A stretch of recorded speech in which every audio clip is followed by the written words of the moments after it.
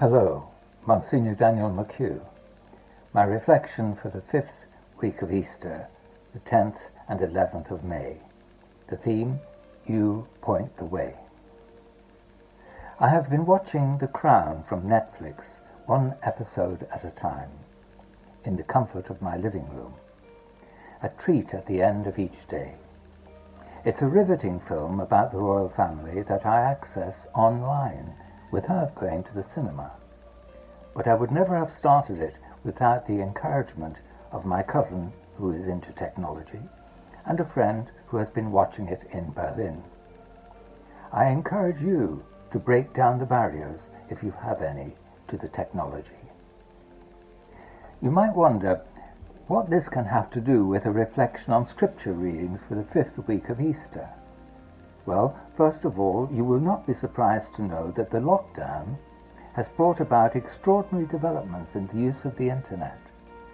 From the grandmother who is using FaceTime to speak to and see her children and grandchildren, to the parents in school who are cooperating on Facebook to collect parcels for a food bank, to priests using YouTube to film and stream church services.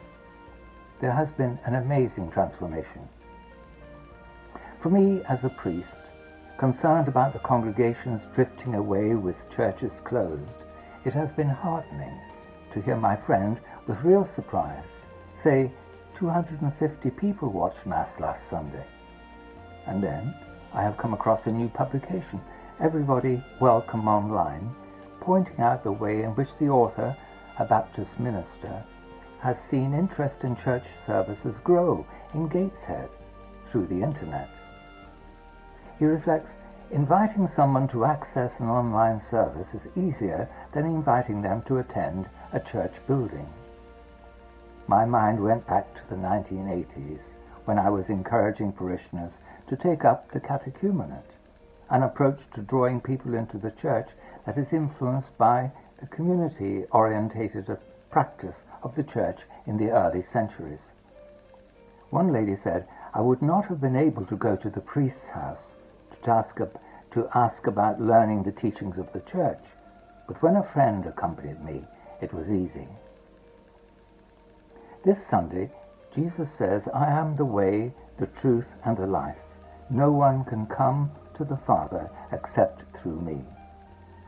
How are non-church goers to hear what Jesus has to offer? Surprisingly, maybe, more people are interested than you might think. That is one of the outcomes of the recent lockdown, according to a survey spoken of by the BBC correspondent Martin Bashir on the news last weekend. The interest of people has quadrupled, he said. He thought people felt faith could be helpful to them personally and to the community. The result is, more people are turning to the internet to seek answers. It is easier to go there than to approach a minister or priest or even a layperson.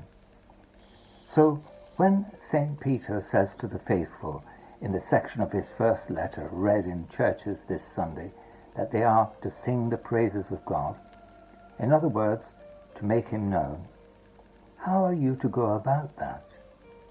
Increasingly, it will be through your prompting, directing others to the internet, where you are now being fed in the time of lockdown.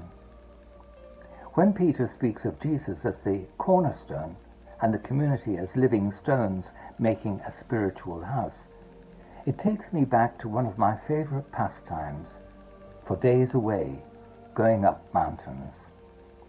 A favorite within reach has been Cadair Idris in mid-Wales, just outside Dolgelly. It is one of those mountains that has more than one pathway, and the key to getting to the top and a wonderful view, when not in cloud of course, is following the pathway marked by cairns, mounds of stones, left there by walkers over the years to mark the way to the top. When we are spoken of as living stones, we are meant to point the way too for those who are seeking the way, the truth, the life. For me today, One of the lessons from the lockdown is that the church community, the spiritual house, has discovered a new way of keeping in touch with others of faith in the church, but also a new and complementary way of reaching out to the outsider as Jesus did. So, when you are on the internet, think of inviting online friends to sites where you can simply send a link. You may be surprised how many people will respond, will dip into what the church is doing, knowing that they will not end up on the flower rota for the next Sunday.